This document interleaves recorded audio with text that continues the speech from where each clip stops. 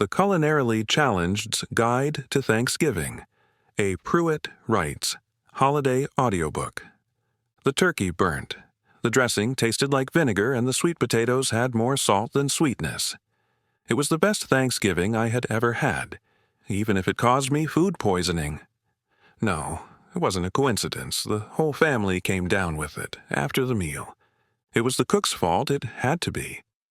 I know. I cooked it all. I was 35, and the closest I had ever been to the kitchen was to fix a sandwich. Somehow, I got the idea that I could do this. What was a simple meal? This was doable, and I believed that right up until we called the ambulance for Grandma. There I was, a bachelor, set to attract the woman that I fell madly in love with after working with her for 2 years. 2 years of working side by side and not knowing she ever existed. I'm throwing a lot at you, and I haven't even mentioned the fact that I caused a traffic jam which delayed the Macy's Thanksgiving parade for 2 hours. My name is Mark Halloran, and this is the Culinarily Challenged's Guide to Thanksgiving. It all started November 1st. I had picked up 2 new coffees, cranberry vanilla lattes. Connie and I worked at a marketing firm, trying to generate interest in the latest fad. I had never thought of Connie romantically. It wasn't that she was unattractive, but it had just never occurred to me. One moment, everything was the same, and then suddenly she was talking about missing her family at Thanksgiving. By the time she got finished describing how much she missed her Georgia family, I wanted to cook for her. When she laughed at some joke I made about not burning down the kitchen, I wanted to date her. As she excused herself to call her dad, I knew I was a goner. It was something about the way she sipped her latte that told me there was a problem. She always had a smile on her face, but not today. This morning, she quietly sipped her coffee, murmuring about how to sell stuff nobody wanted. Plus, she kept fiddling with her hair, bits of red twirling between her fingers. That's a great attitude for a professional marketer. What's up? Nothing. Just didn't sleep last night. I was up late talking to my mom. Is she still in Sydney? Yeah, she loves what she's doing, but hates missing Thanksgiving. It's big for us. Connie, her 4 brothers and 2 sisters were all busy this year, as was her mom and dad. Her parents were both doctors, and they were dealing with special projects that had forced them to travel this year. Something was pulling the family away from their routine, and Connie was having a hard time coping. Why don't you have Thanksgiving with us? I'll cook. It'll be great. You cook? How hard could it be? Trust me, it'll be great. I was smiling my best smile, trying to hide their perspiration forming on my brow from this now gorgeous redhead. How can you work beside someone for that long and not realize you had wasted 2 years? I had to make up for it, so I browsed some online recipes. With every recipe, the panic was growing. What had I gotten myself into? That evening, I faced my terror head-on, figuring it was the best way to conquer it. I bought a turkey. I also bought cranberries, not the canned gelatin, but the real thing. I tried making cornbread. The aloe vera helped with the pain from the grease burn on my fingers. By the end of the night, I was whimpering on the phone to my Uncle Everett. He was the best cook in the family and my surrogate dad. He handled it well, although several coughs seemed to start with laughter. The Halloran family is a little different. I was raised by my mom and her brother, Everett. Dad left about 2 months before I was born, and we didn't talk much about him. Grandma Sadie, my mother's mom, was an actress. I think I got my interest in marketing from her. She was always trying to convince some casting director she was the perfect actress for A, B, or C. We were an odd combination, but we were close. The 4 of us never missed a Thanksgiving at Lou's Diner. It was as much a tradition for our family as Connie's Georgia homecoming was for her. I think it almost broke Lou's heart when I broke the news to him. I insisted he join us, and he didn't mind, right up until, well, you know. I practiced with Uncle Everett. I tried by myself. I bought more turkeys that year than my quota, and the butcher started looking at me weird near the end. Each day, when I considered giving up, she would laugh. Hazel eyes, a sweet smile, an infectious laugh, and the most beautiful face you ever saw kept me going. I, on the other hand, was your average-looking, green-eyed, pudgy guy with glasses. The little me in my head kept saying she was out of our league. I believed him, but I didn't care. After trying for several days, I finally convinced her to join us. It started out okay. I got up early, about 5, preheated the oven, and started the turkey. For the first time since cranberry coffee day, I wasn't worried. That feeling didn't last long. Contrary to what you might think, I didn't get the sugar and the salt mixed up on the sweet potatoes. I measured everything precisely. My problem was that I picked up the wrong can of nuts for the topping.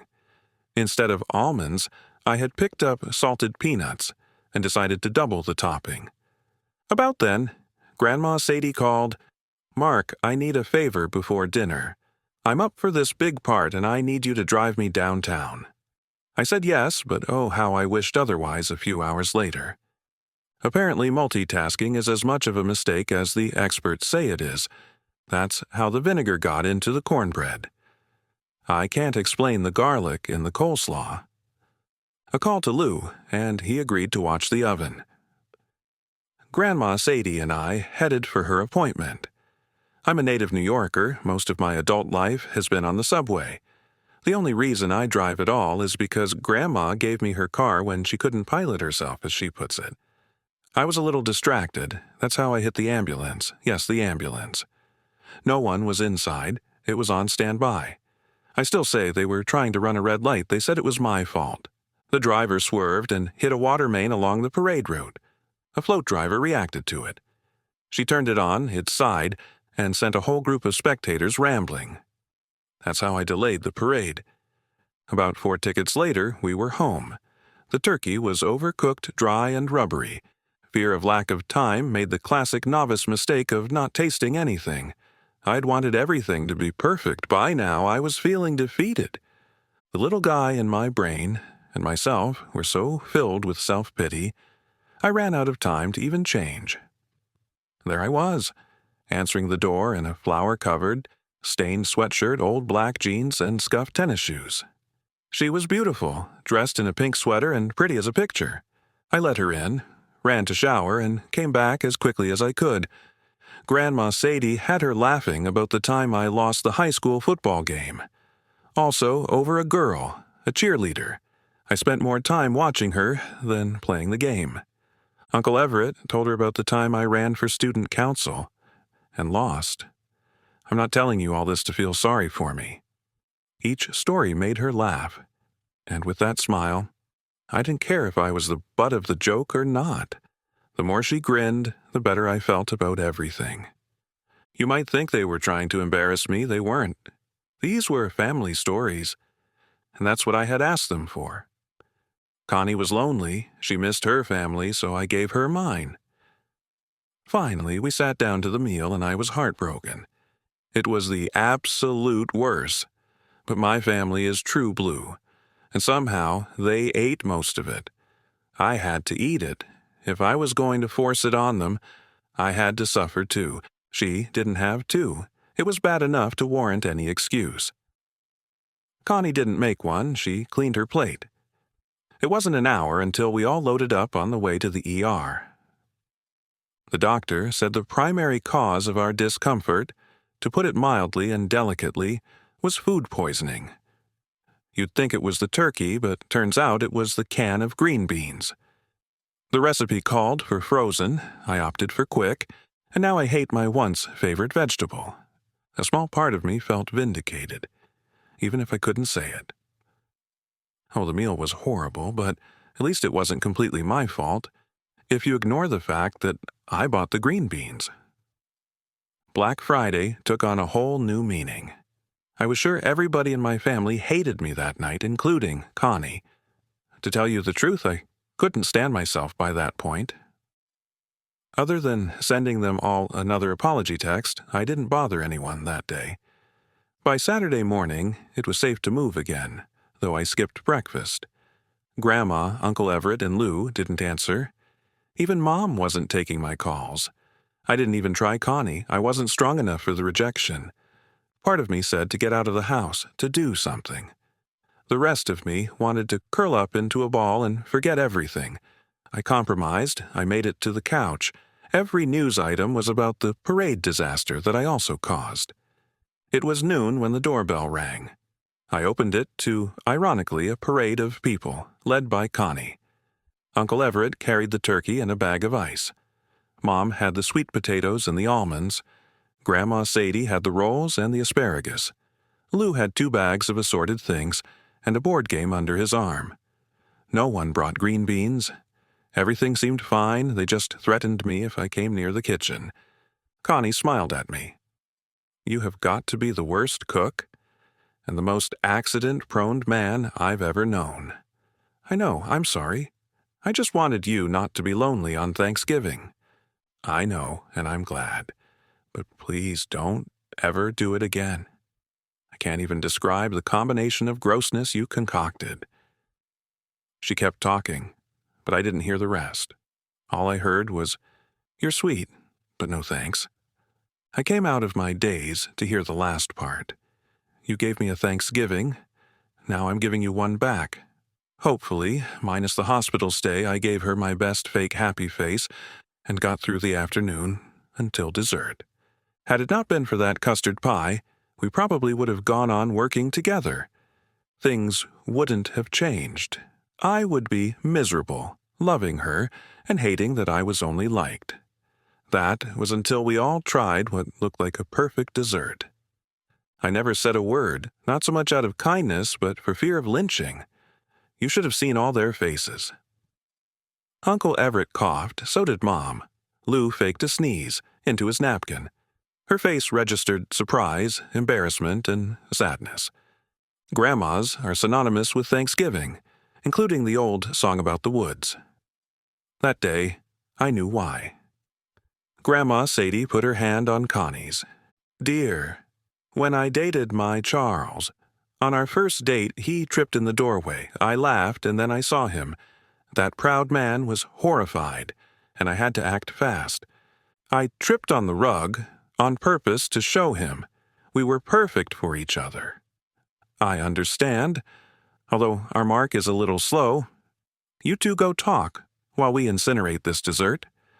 Connie smiled and headed for the patio. My first reaction was to freeze until the family gave me a death stare. That meant follow and fast. She was facing away from me. That wasn't to make me feel better, was it? "No, I grabbed the wrong jar of something." She turned to me.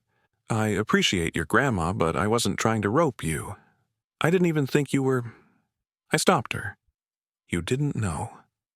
Why do you think I cooked that lethal weapon Thursday? It was for you. Then I lost my nerve, again."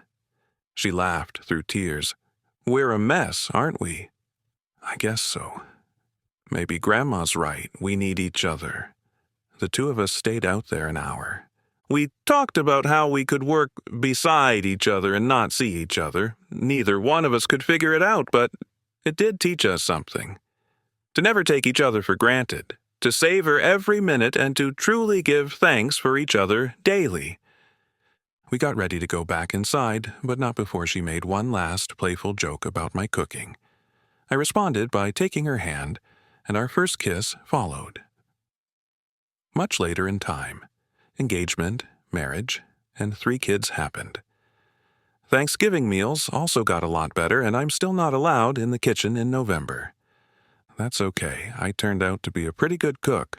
You see, you take a lovesick bachelor, add a horrible meal, a loving family, and you end up with a beautiful girl.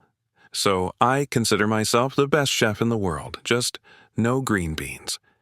We hope you have enjoyed this Thanksgiving PruittWrites audiobook.